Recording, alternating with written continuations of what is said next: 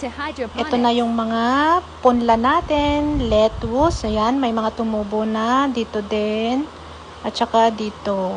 Madami-dami na yan guys. Tsaka, bunch of onions, green onion yan, and this one, it's spinach, zucchini, and Chinese kale.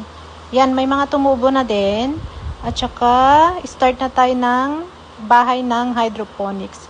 DIY lang tayo kasi nga may mga gamit naman tayo, may mga kawayan naman tayo, at saka kaya naman natin gawin.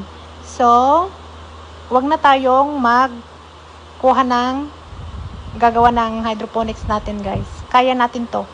And then, anuhan lang natin to, linisan lang natin para hindi siya tumubo. At saka, linagyan ko din siya ng sa baba, plastic para hindi siya tumubo at saka hindi madaling masira. Ito, maghukay na tayo, pero may nahukay na ako sa right side ko na.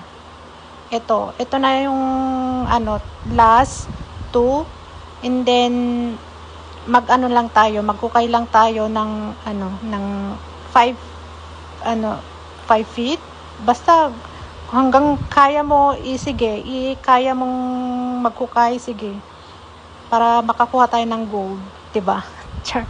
Then lang tayo diyan. Anuhan lang natin siya ng lalagyan ng sabitan natin ng kawayan para sa pagpatungan natin, 'yan. Yan. Ano na tayo?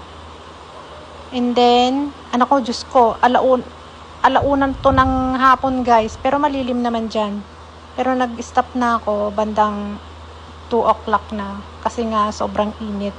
Ay nako, ang itim-itim na natin guys. So it's okay kasi nga willing tayong mag garden para may malibreng tayo ng gulay, 'di ba? Ang mahal ng gulay, nakakasakit sa bulsa. Sa mga mahilig sa gulay dyan, kaway-kaway naman tayo. Yan.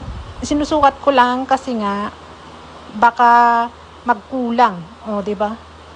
Yan yung sukat ko. Ginger tayo dyan. Ginger na walang alam. O, diba? Ganyan lang tayong magsukat. O. Kung tansya lang. Pero ito na. May mga natapos na din tayo. Day 1.